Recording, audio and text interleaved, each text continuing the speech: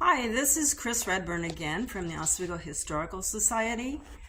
And you may have read in the newspaper a month or so back where we received a grant from the Kansas Heritage Trust Fund to restore our log cabin.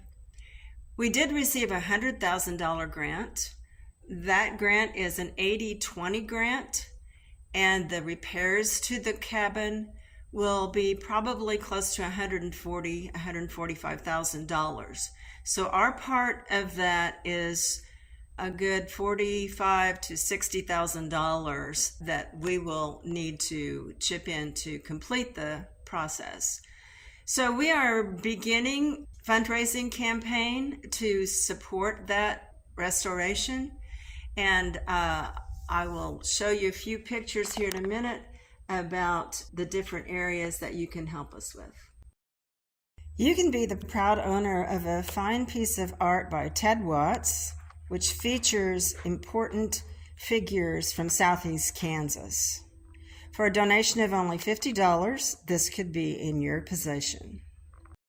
One of the most expensive things that we have to do with the cabin is to replace these logs that are decayed and rotten and falling away all around the bottom area of the cabin. These logs will cost us close to $500 a piece, and we may need up to 30 of those. So that's a huge expense. And you could help us out with the logs by a donation of $500 per log.